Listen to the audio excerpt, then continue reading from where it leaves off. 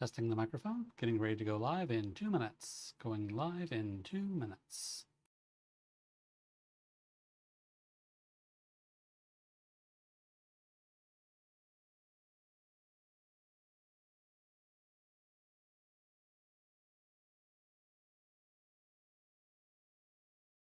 Going live in 1 minute.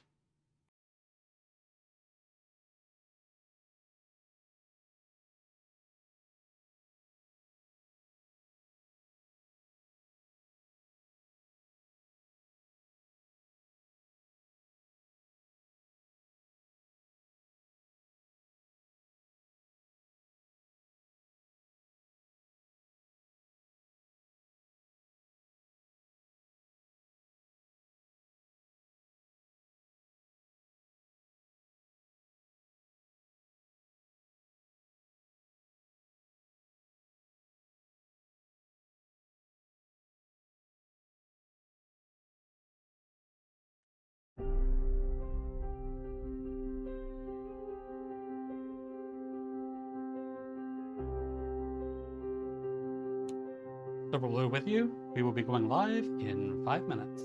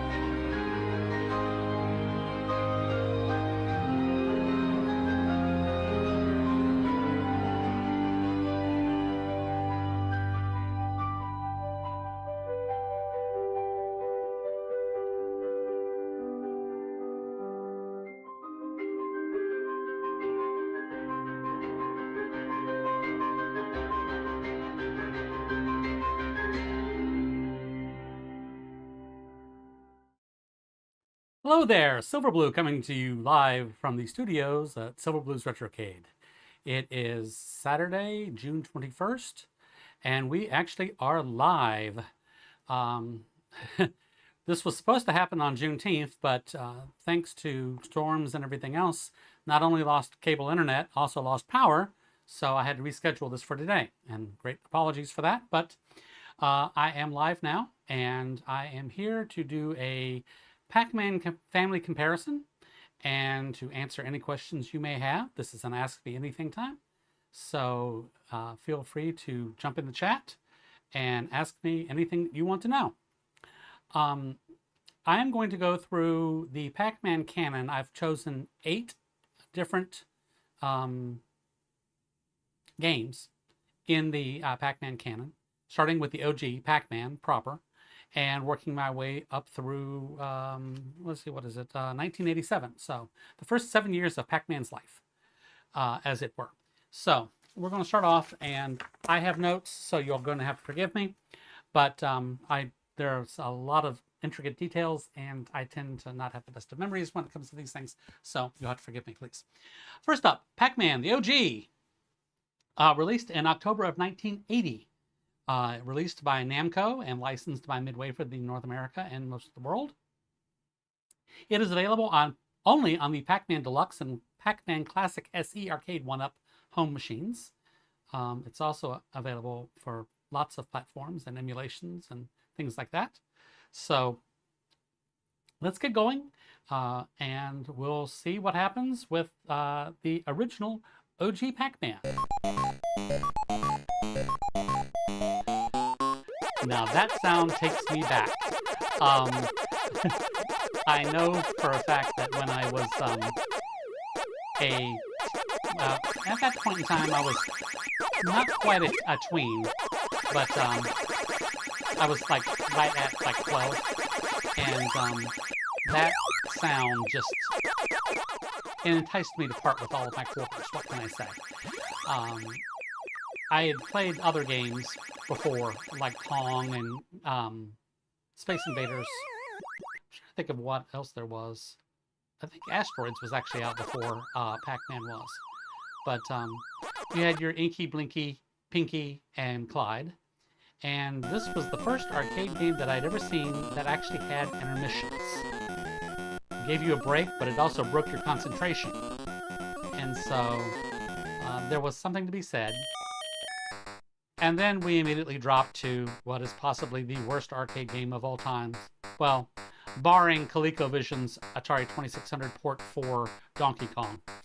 Todd Fry, who had no experience with the Pac-Man game, ported this from the arcade to the Atari 2600. And what we got was blinking ghosts that actually had no personality, unlike in the arcade where each ghost would attack under their own premise. You have these long dashes or wafers and power pellets instead of power pills. And for some reason, the escape tunnel is at the top and the bottom of the screen. The scoring is totally wrong.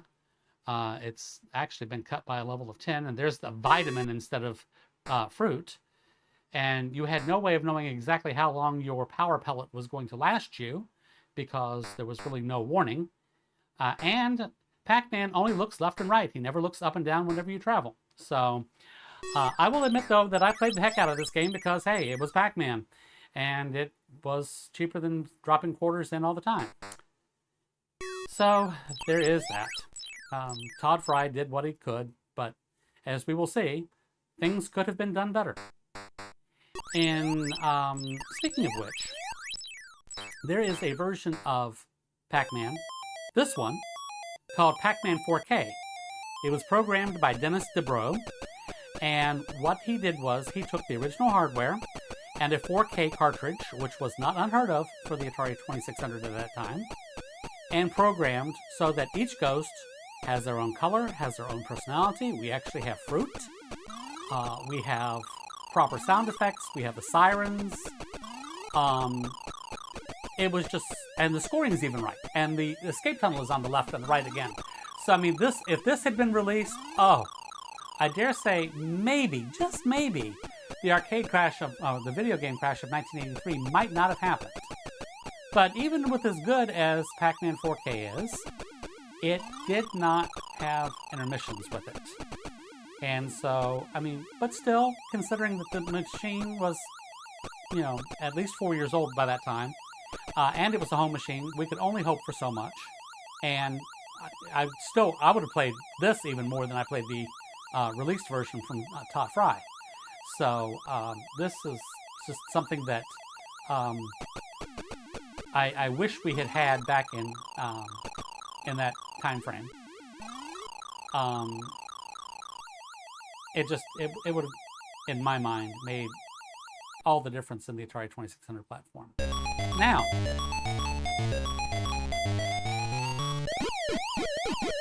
a programmer named Dentar816 on the Atari Age chats has created this thing that's called 8K Pac-Man, not to be confused with one from 2006. But this actually has intermissions on the 2600. And the ghosts, while there's a little bit of a flicker, there's a lot less of a flicker. The sounds are very accurate. I mean, this is... Oh. And then, you didn't get just one intermission. You got multiple intermissions. Now, I never made it to the third intermission on this, so I couldn't edit it out. But, as you can see, gameplay, scoring. Now, this is the Atari 5200 version of Pac-Man, which was actually ported over from the 8-bit computer version. Because basically, whether you knew it or not, the Atari 5200 was the Atari 8-bit computer system without a keyboard. Now, unfortunately, not everything was compatible because they went in and hacked and everything else, but it is what it is.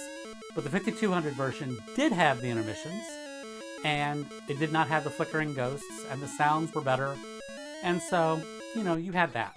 Now, this actually looks like the arcade version, but this was the Atari 7800 Homebrew by Bob DiCrescenzo. You're going to be hearing his name a lot today. Anything that Bob touches basically is gold. It is worth its weight in whatever you pay for it. Because this man, I mean, he puts heart, soul, blood, sweat, tears, everything into his ports. And, I mean, the sound effects are spot on. The graphics are spot on. There's no flicker. There's no, I mean, everything that you could ask for. Unfortunately, the 7800 was going up against the Nintendo Entertainment System because, thanks to Jack Tramiel, he canceled the 7800 system, which was a big mistake, in my mind at least. And so, but what we're going to do is we're going to jump forward a bit in this 7800 version, a little later into the Strawberry to where we get to the first intermission. And I think I've done that just about here. Maybe not. I could be wrong. Hope I'm not. I'm actually going to make you sit... you see, the thing is, I took and edited these down for the QuickPlays that I did. So I really don't remember exactly if I edited them down as far as I could. I know that in some later versions I did. So you'll have to forgive me. I'm sorry. This is only my second live stream, and I promise things will get better with each progressive live stream. I may be doing another one prior to the next scheduled live stream, which is on August 1st, which is for the companion album of Get Back to Me, which follows what we had our live stream in May 21st for Falling In, Falling Out. But companion album, which I actually have the physical copies of. They were delivered yesterday. But okay, here's the first intermission in the 7800 Pac-Man. The sounds are a little more accurate. Of course, you know, you were limited to what you could do on an 8-bit platform. I mean, you know, as compared to arcades. So anyway, next thing up, we're going to go to a game that was never... Let me take you back full screen. There we go. Okay, a little more personable. Hi, it's me, Silver Blue. If you're here and you're live, and and you're with me, and you've got a question you want to ask me, please drop down in the chat. I am able to see the chat, and I will respond to you. And so, it makes me feel a little less alone if somebody pops in. I know that I had some people that popped in while the timer was going down, and I apologize, but I just wanted to make sure that everything was up and running prior to the actual live stream kicking off, because last time that I did the live stream, I made the mistake and I left the mute button on some of the things, and so I now have a little device, 2 buttons, that prevent me from forgetting to actually reach over and mute and unmute. So anyway, next game up in the Pac-Man canon is a game that was actually never released. From 1981, it's called Crazy Otto. Now, Atari had discovered in 1981 that the General Computer Corporation, or GCC, had developed hardware that could be installed onto arcade games to give operators additional operations to modify games, such as a super missile attack board that could be put onto Missile Command. And so Atari initially filed a lawsuit. Back in those days, lawsuits were everything, even more so today than with Nintendo. But anyway, they filed suit to stop GCC, and they wanted actually them to stop being able to produce anything. But then they found out that GCC had very talented engineers and programmers. And one of the other products that they had was a modification to Pac-Man. That game was known as Crazy Otto. Now, and this is an interesting thing in the Pac-Man canon, is that you'll notice that Ms. Pac-Man does not appear very frequently. And that's because of this Atari GCC Midway license lawsuit and settlement and everything else. What GCC did was they had taken and created Crazy Otto, and Atari made them offer it back to Midway. And Midway said, well, yeah, we like this, but we would prefer you to take it and make it Ms. Pac-Man, because we want to, appeal to the female audience. And so they did that. And so Crazy Otto was never released. And to this day, some 44 years later, the original ROMs have never been released or leaked or, emulated. So what I've got is as close as we can get to an actual emulation for the arcade version, the Atari 2600, the Atari 5200, and the Atari 7800. Now, if you are looking for this on like a home arcade system, you're not going to find it. At least not on a regular release from a company like Arcade 1-Up or something like that, simply because it never was released. So, without further ado, let's kick over to Crazy Otto. And boy, does this look familiar.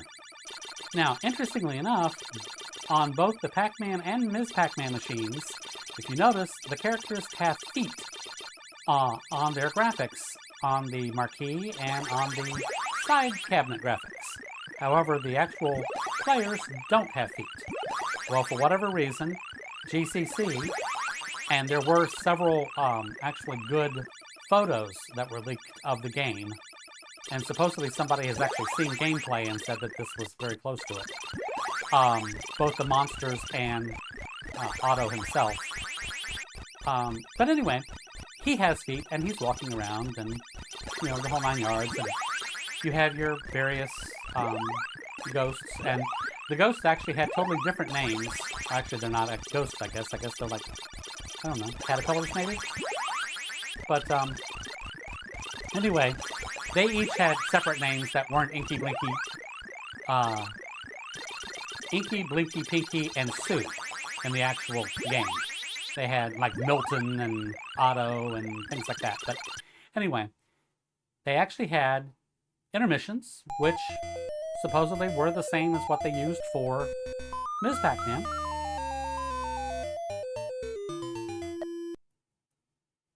And so now we move over to the homebrew for Crazy Otto, which was done by Kurt Howell. And I will let you know, it does not have intermissions. It does have bouncing fruit. The ghosts are actually ghosts because it's a Ms. Pac-Man hack. It was not actually gone back in and reworked. They made Ms. Pac-Man's sprite to look like Otto, and he actually faces in every direction that he moves, and so that's a good thing. But I will also say that the other shortcoming on the 2600 is that we did not get intermissions. And you know, I guess, you know, you do what you can do. Oh, I died. I told you, when you see me on my QuickPlays and everything, you know for a fact that when I tell you I stink at playing most games, I'm not joking. I really don't have much talent in these things, but I enjoy it because it takes me back to my childhood. So, and okay, so that's a demonstration of how we did get different mazes with Crazy Otto. Now, this is the Atari 5200 Homebrew, which was done by Slam Pam. Now, Stella was the nickname for, or the working name for the Atari 2600. Pam was the working name for the Atari 5200. And so, this actually is, they got the monsters correct. They got, even when they turn blue, they've got Otto correct. The only thing that they did not do was they did not get, and you'll see when we come back to it. Number one, in the intermission, one of those characters should be red, and the ghost should have been two different colors. But if you notice down in the life bar, you don't have Ottos down there, you actually have Ms. Pac-Man. So you can tell that this also was a hack off of the 5200 Pac-Man ROM. Still, Slam Pam did a good job. This is the Atari 7800 version. This was done by, guess who? Bob DiCrescenzo. When I told you the guy does great work, I meant he does great work. If you notice down on the life bar, I just got an extra life, and what? It looks like Crazy Otto. So, it was a good thing. And so, we're going to go ahead and quickly finish up this screen. Hello, I see that we've got another person watching. If you've got a question for me, I am live here. Drop it in the chat, and I will gladly answer it for you. It's 2:17 Eastern Time on June 21st, and this is the second of the 8 games. This is Crazy Otto, and he got the characters right. And so we're going to see, okay, that's the second maze. And so anyway, we're going to go back out of this because I don't play well enough to get further along in the game, so you'll have to forgive me on that one as well. Welcome. We got another viewer in, so we're up to 3. Congratulations, or thank you, or something like that. Next up is Ms. Pac-Man. She was more than just Pac-Man with a bow. She was what you just saw, which was Crazy Otto, which GCC had created, and it was the first non-Namco, other than Crazy Otto, entry into the Pac-Man canon. Midway released it, and it is available on the Ms. Pac-Man Class of 81 Deluxe and Classic SE Arcade 1-Up machines, as well as being available in many of the emulation systems. We're going to start off with the arcade version, and then we're going to go through the 3 Ataris. Now, if you notice, I'm leaning rather heavily on the Atari platform because when I was growing up, I had the 2600, the 5200, but I never owned the 7800. So we're going to scoot over here, and we're going to get into Ms. Pac-Man. Matter of fact, we're going to start off with the first intermission, and she's a little loud, so chow down a little more quiet. And they reverted the Ottos back to the Pac-Mans, Mr. and Ms. And then we have the maze changes, and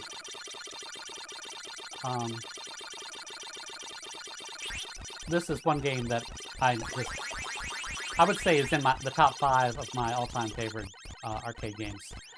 This one, Mr. Do, is another one. Frogger's another one that I just never can get enough of. And we have the second intermission, the chase. Now, listen closely to the music on this one, because when we get back to it, you're going to go, oh, yeah, something's not right here. So,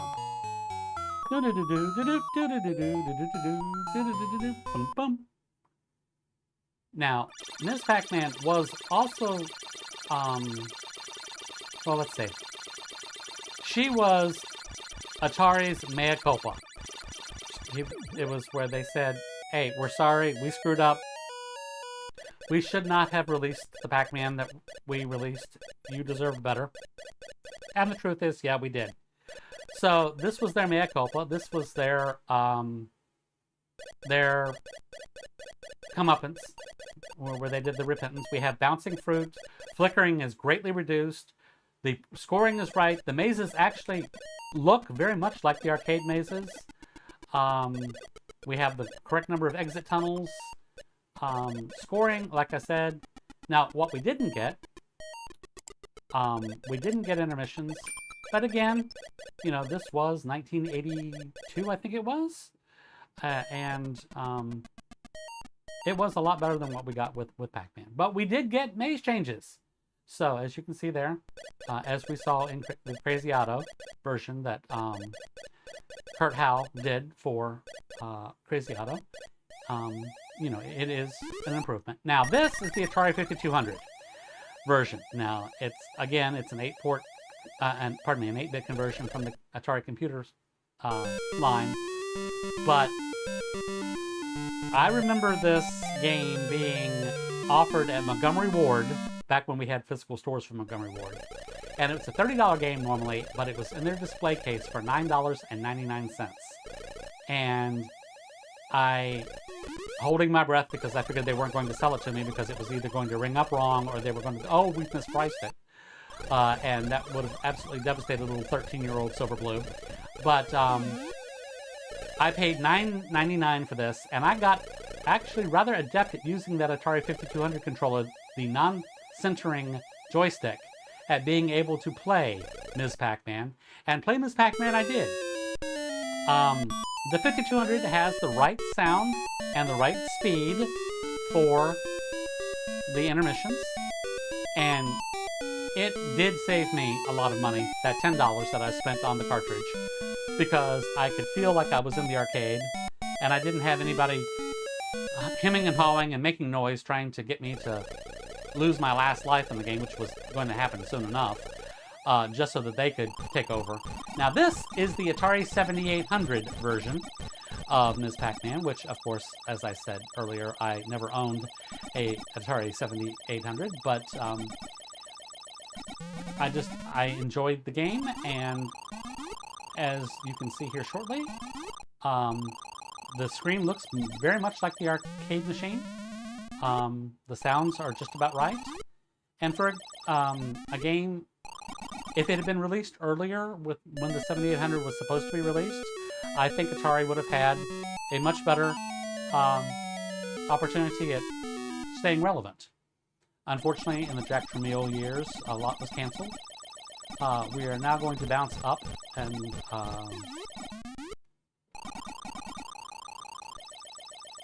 make a quick run for it. Oh, not quick enough. Silver Blue, you should have done better. So, I am live. If you have a question, ask me anything. I've got the chat up in front of me, and I will gladly answer your questions. It's 2/23, June 21st. We are live. And now, this is what's wrong.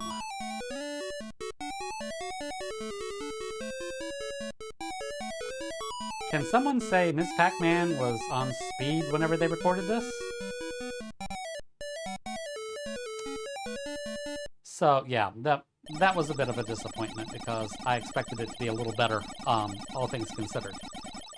But, you know, it was what it was, and what it was still fun. So,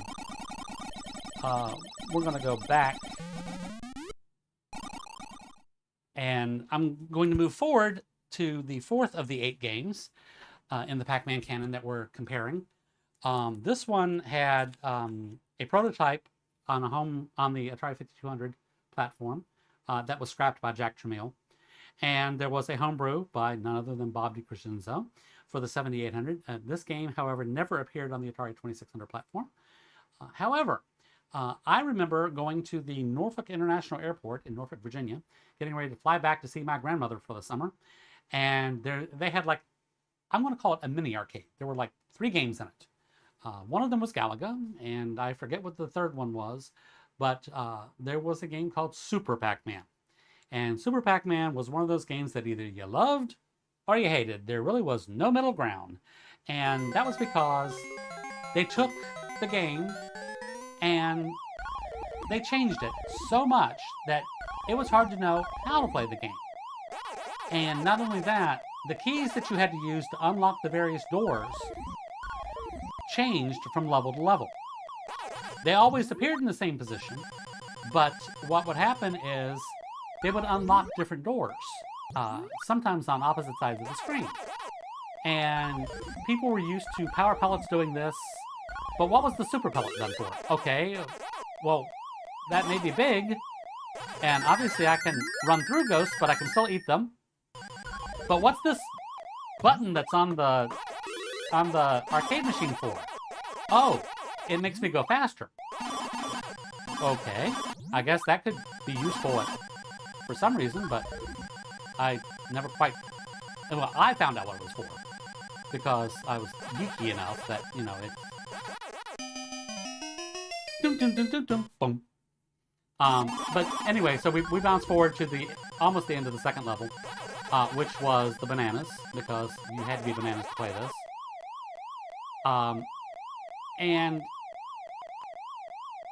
unfortunately, there wasn't, I mean, there was an episode of Starcade on TBS out of Atlanta, which was the video game show that I don't know if anyone remembers, but there are episodes of that on YouTube.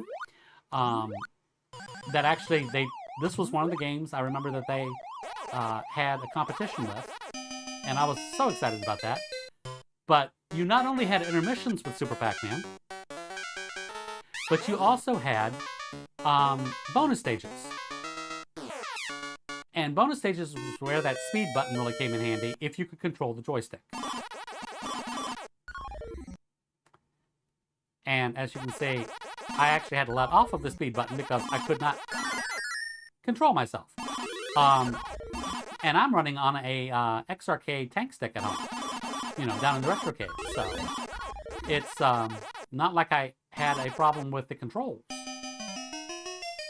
So this was the Super Pac-Man that had in prototype for the Atari 5200. I have a problem with the way that they did the graphics. They are far too green.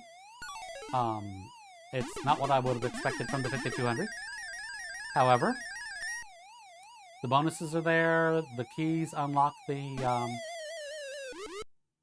various doors. And you turn big. The speed button makes you speed up. So that was always a bonus.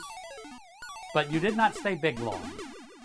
So that was the problem with the version that Jack Tramiel canceled whenever he went in, and after like 9 months, I think it was, of the Atari 5200 being out, canceling the platform.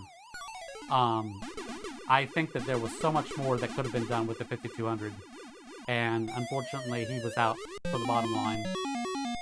This is Super Pac-Man, the version from Bob DiCrescenzo. Now, Super Pac-Man appears on the Pac-Man Deluxe and Classic SE, as well as the Ms. Pac-Man Classic SE, but it does not appear on the Ms. Pac-Man Class of 81 Deluxe with Galaga arcade 1-up machines. So,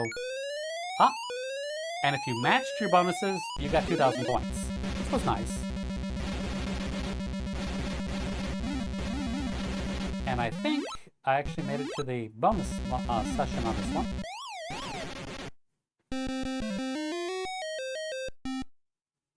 You'll have to forgive me if I didn't, but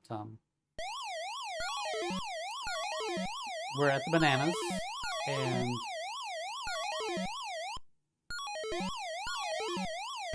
the other thing that people had a problem with was the fact that the ghosts would actually stutter. Because if you notice, Blinky should catch up with me, but he stuttered and slowed down.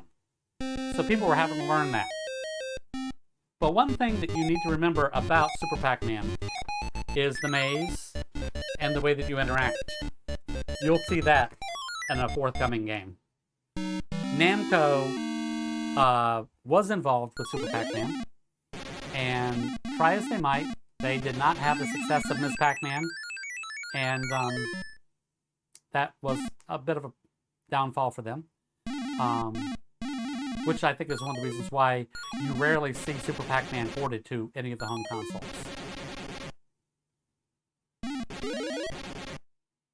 And I made it through the bonus, with a bonus. So, next up, we're going to go to a game that, we'll go back over here and transition myself back out.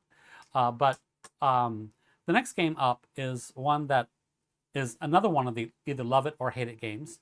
It is called Pac-Man Plus. And it's another non-Namco. GCC and Midway designed this. And it's on the Pac-Man Deluxe and Classic SE arcade one-up machines, as well as the Ms. Pac-Man Classic SE, but not the Class of 81 Deluxe with Galaga. And there were 2 homebrews done for this as well. So let's bounce over to Pac-Man Plus. And the sounds are identical to Pac-Man, but the play is totally different. And that's part of the reason why I think people didn't like it was a little too different from what people were expecting. Okay, we can deal with the graphics difference of the ghosts being green. I mean, the maze being green. The ghosts, when you eat a power pellet, they have little green flags on their heads. But did you notice that when I ate that power pellet, Blinky did not change? You were not guaranteed to have all 4 ghosts change whenever you ate a power pellet. Which means if there was one on your tail, you could indeed still have lost that turn. There is another thing that you're getting ready to see. Notice there, Blinky did not change. But when you eat the bonus, the ghosts turn blue and disappear. And so that also became problematic because whenever they reappeared, you didn't know exactly where they were going to be. And in that one, well, Clyde didn't turn, so a little bit of something, which was a little different. So the intermissions are the exact same as they were in Pac-Man, if I'm not mistaken. Now, I don't know if I actually made it to an intermission in Pac-Man Plus or not. I know in the speed plays that I did on the Retrocade, I actually display them. So if you actually want to see how they turn out, go watch the it's called a speed play long play on the Retrocade site. And maybe I did let this one play out. I didn't think that I did. Let's see.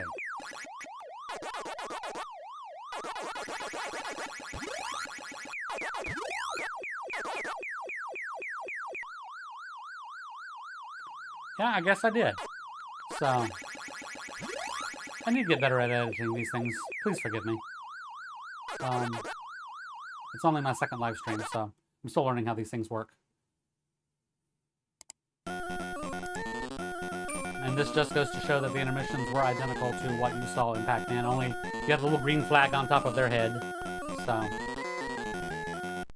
now, Bob DiCrescenzo did his best in the conversion for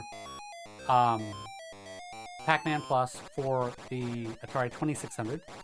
He got the bonus correct, only I think it bounces, I'm not sure. Because this is a Ms. Pac-Man hack. He hacked the maze, he hacked the graphics. All 4 ghosts will turn anytime that you eat. Actually, the bonus does not bounce. So, he got that right. But the ghosts do not change when you eat the bonus. And all 4 ghosts do change every time that you eat a pellet. So, Bob did the best that he could with the 2600 hardware, in that if you put this on a cartridge, you can actually play it on the original hardware. Actually, with all of the 2600 games that I'm showing today, you can actually throw them on a cartridge and play them on the original hardware, not just in emulation. So that actually is something rather impressive, especially with that Pac-Man 8K that, what was that I don't have the guy's name. They call him Daniel in the thing, but he's known as Dentar 816. This is the 7800 version of Pac-Man Plus, also by Bob DiCrescenzo, and it does have everything from the ghosts disappearing whenever you eat the bonus, to not all of them changing whenever you eat the power pellets. I mean, I don't know if maybe it's because he's been doing it longer now, and the 2600 was an earlier attempt. I'm not quite sure. But I will say that it was just...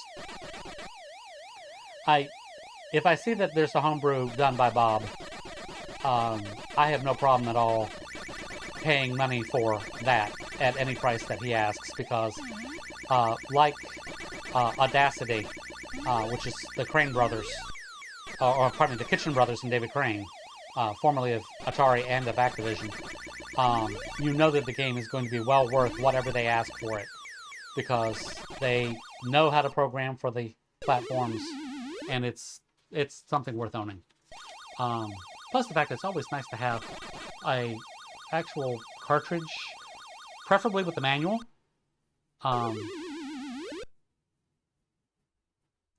But anyway, you get the idea. So, and then next up is when Namco got back into the Pac-Man platform, July of 1983. It was for a game called Pac and Pal. Now, I'm going to give you a little bit of background, then we're going to go into the game. Pac and Pal appears on the Pac-Man Deluxe and Classic SE arcade 1-up machines, as well as the Ms. Pac-Man Classic SE, but not the Class of 81 Galaga arcade 1-up machine. And it was only released in Japan until it was released on the arcade 1-up. And then they thought that they were going to release it worldwide. So Bally Midway got involved in it, and we'll see, because the name changed and the gameplay slightly changed. And, well, anyway, here's Pac-Man, or Pac and Pal. And if you notice, the maze looks very much like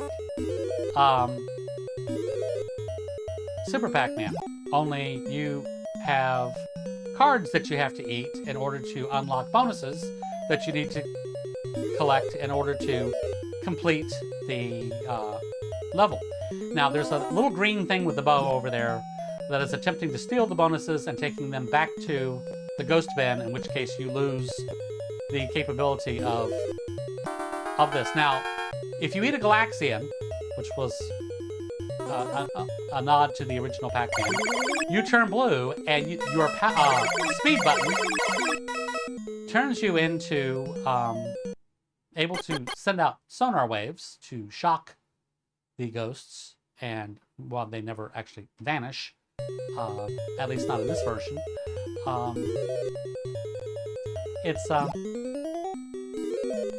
It was even more convoluted than Super Pac-Man was to play, because you had to try to figure out what was going on. Now, if Pal, that little green creature, if Pal does kick in and steal one of the bonuses, you can capture the bonus from Pal, like I should have just done, and didn't, or actually I did. I should have, but I didn't. Dagnabbit. So I'm blue, therefore I can send out the sonar waves, and the sonar waves do not affect Pal. But you get the little warning that your sonar is wearing off. You slow down when you go through and I'm going to pick the key up. Thank you, Pal. Then you get a bonus stage. Bonus stage, you have to pick up the cards, and each card either has Pal, money, or a ghost. And what you want to do is you want to pick up everything but the ghost. And if you can do that, you get a bonus of 10,000 points, on top of the 1,000 that you would have gained otherwise. I lucked out on that one and got that. So, Pac-Man and Chomp-Chomp is what they changed the name to when they released it in Europe. Chomp-Chomp is the name of a dog in a Hanna-Barbera cartoon, And Bally Midway thought that, oh, well, you know, people didn't like Pac and Pal because they couldn't figure out how to play it. So we'll modify the gameplay slightly, and we'll change the characters, and we'll see what happens. Well, I will tell you what happened. What happened was there were 300 machines that were made for Europe only, and it never went any further. It was canceled and never made it out of testing phase, because if you notice, I had the sonar going and the ghost still killed me.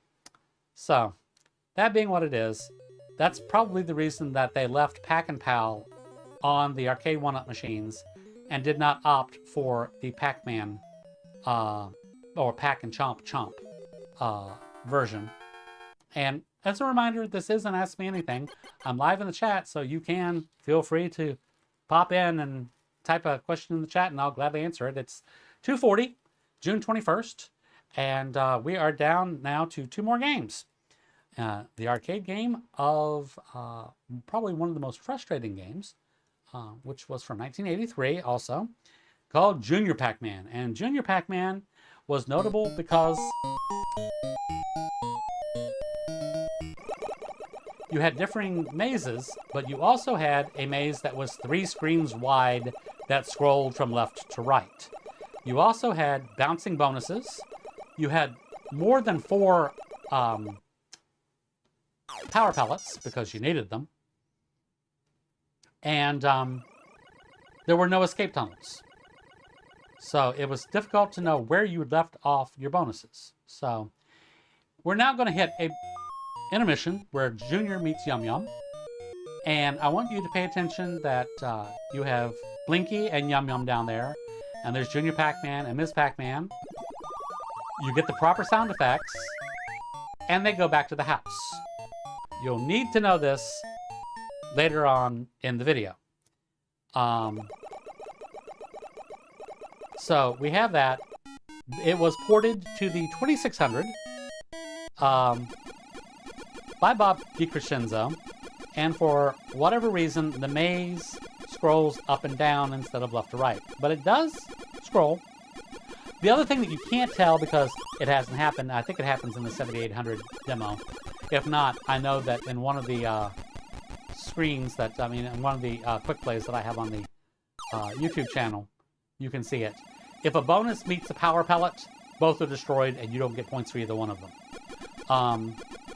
And if a power pellet moves over a regular dot in, well, it doesn't happen in the 2600 version, but in the 7800 version or in the arcade version, they become larger. This is the 7800 version, also by Bob DiCrescenzo. And the problem with eating those larger pellets is that they slow you down, which makes it easier for the ghosts to catch up with you. So, all told, it was nice. There was a 5200 version. Matter of fact, I think this is the correction. This is the 5200 version. This is not the DiCrescenzo version. This is the version that was actually in prototype for the 5200, and it was scrapped by Jack Tramiel without ever seeing the light of the day. There you can see the fatter pellets that slow you down whenever you eat them. As a matter of fact, when I go over there, you can see that you go at half speed whenever you have to eat them. But this is the 7800 version by Bob DiCrescenzo. Sorry, I had it wrong.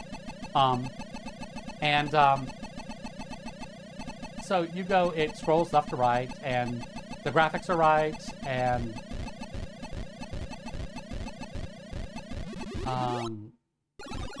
actually the graphics are almost identical in this one to the arcade version. Now, I will tell you that those bouncing bonuses, not only do they destroy the power pellets, they seek out the power pellets. And they will seek out the one that is closest to them. So that makes, whenever you hear the noise of a bouncing bonus, you want to get to it as quickly as possible, because it is going to destroy something. Now, in the 7800 version, it's not set to go to the immediate power pellet, because otherwise it would have gone to one a lot earlier. But if you remember what I said about that Pac and Ms. Pac, she eats the pellet, you hear the power-up sound, and then Junior Pac-Man goes back home, Blinky and Yum Yum run off, and then you get Junior Pac-Man and Ms. Pac-Man going back into the house. Well, he got close to it. I'll give Bob that. He got very close to it, and it's close enough that most people aren't going to complain about it. I'm a purist, so, you know. Pac-Man eats Yum Yum. They're down there. Ms. Pac-Man eats the pellet, but you don't hear the ghost sound. And they don't go back in the house, they just go in the yard. I know, nitpicky, but, you know, it's one of those things that so, I do what I do. I find little things that, you know, it's like, okay, it's not quite, but close enough that we could definitely enjoy it. So, we've now reached the very end of, well, the last of the 8 Pac-Man games. And I want to remind you, I am live. This isn't Ask Me Anything. Nobody has asked me anything. If you have a question, drop it in the chat. It's 2:46 p.m. Eastern Time on June 21st. I am live. It's, you know, trying to be interactive. It's only my second live stream, so it's a learning experience for me. So like, subscribe, all that stuff. I'll do the Ask Now. So last game is also available on Pac-Man Deluxe and Classic SE, as well as the Pac-Man, Ms. Pac-Man Classic SE, but not the Class of 81 Deluxe with Galaga. It is a game called Pac-Mania. And what Pac-Mania is, well, let's go ahead and I'll let you see what Pac-Mania is. It's got the Zaxxon effect. It's the 3D version of Pac-Man. And I will say that Atari, that took over this version, and sorry, I have to lower the sound a bit because it's overpowering me.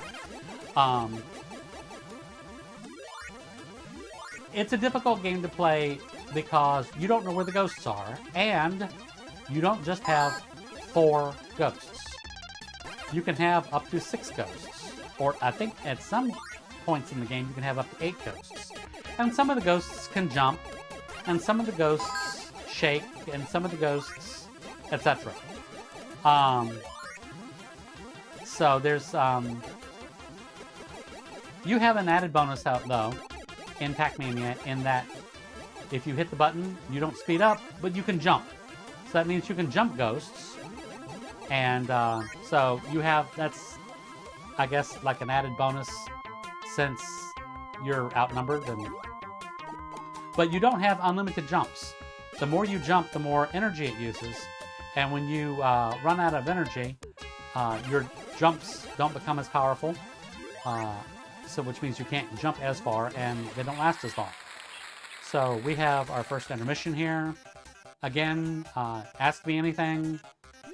Once this is over, I will do my sign-off. But if you've got any questions for me, or if you have any suggestions for games that you would like to see coming up, feel free to suggest. I'm always open to suggestions because I do the deep dives in my archives, but there's a lot of games that I'm never been exposed to that were only in Europe or Japan or whatever. With Pac-Mania, if you eat the bonus, if you notice, the ghosts, well, that one didn't work, but I've got a special bonus, and that makes the ghosts worth more.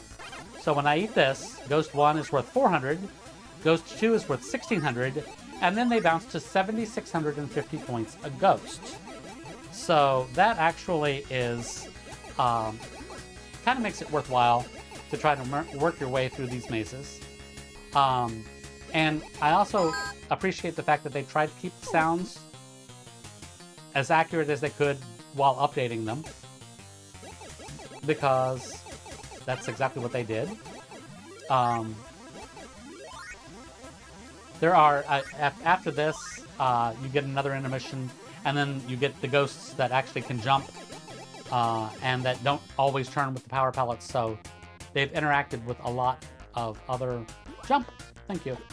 But if you notice, I'm now up to 5 ghosts, and there may be another one somewhere in the maze.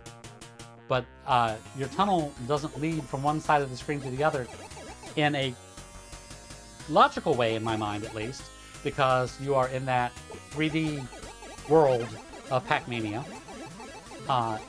Interesting enough, yes. Unique enough, yes. Now, this is the only non-Atari port that I am using, and this was off of the MSI 3-in-1 Namco Classics Volume 1. It was a joystick that you could plug straight into your TV and play 3 games. You had Dig Dug 2, the Tower of Druaga, and of course Pac-Mania. And the problem with this, as is the case with almost every MSI game, is that instead of using the arcade ROMs, they took and they used the NES versions, the Nintendo Entertainment System versions. Only they would hack certain versions out of them. And there actually was a Nintendo Classics Volume 2, but it was not put out by MSI. It was put out in the arcades, of all things, and it included Pac-Man, Dig Dug, Rally X, and New Rally X, and there were actually alternate versions of Dig Dug and Pac-Man that were included, so you actually got 5 games that you could choose from in that one arcade machine. That has been emulated on MAME, and so if that's something that you all think would be interesting to catch in an upcoming Quick Play, please let me know. But in the intermission or the first intermission in the arcade version, you are followed by myriad ghosts. Like 30 of them, I think. Well, you get the intermission in the MSI version, but if you notice, you are chased by, I think it's 9 ghosts? 3, 6, 9. Yeah, only 9 ghosts. So they knocked that down too, so... but, you know, all told, it was a nice thing. It allowed you to play it, and but the arcade version of that game is on both the Pac-Man Deluxe and Classic SE Arcade 1-Up home machines, as well as the Ms. Pac-Man Classic SE, which I saw yesterday for sale for $300 in Walmart. I didn't buy it because, well, it's Arcade 1-Up, and there's problems with the ROMs, and I have a problem that it has a machine that only plays 12 or 14 games when I've got a Pandora's box that does 26,000 games, and I've got a Retrocade that does over 100,000 games, and my Arcade 1-Up, I mean, not Arcade 1-Up, my Arcade At Games Legends arcade machine back here that does 10,000 games. Yeah, I've got an arcade that only does 60, but that was enough. So... Anyway, we have now reached the end of the live stream. You know, I thank you if you've been here for the entire live stream, or if you've popped in. I love you for that. It really does mean a lot to me that you took time out of your day to stop in and say hello, or not actually say hello. No one said anything. So I will be doing another Ask Me Anything in the future. So you can take solace in knowing that. Speaking of taking solace, I always end my ramblings by saying, remember that you are vital. Someone, somewhere, takes solace or finds inspiration in the fact that you merely exist. Remain calm through chaos. Life is what happens when you're busy making other plans. And finally, remember to be kind to yourself, because if you can't be kind to yourself, how can you expect to be kind to anyone else? Now, get out and do something nice for yourself, or stay in and do something nice for yourself, because we're in the middle of a heat wave. So, if you can afford to, do something nice for someone else. And remember, it doesn't have to be something that costs money. It can simply be a kind gesture, a kind word, a compliment. Being kind costs nothing and goes so far. And in this world today, we can use all the kindness that we can get. Remember, happiness starts with you. So, as always, I'm Silver Blue, over and out.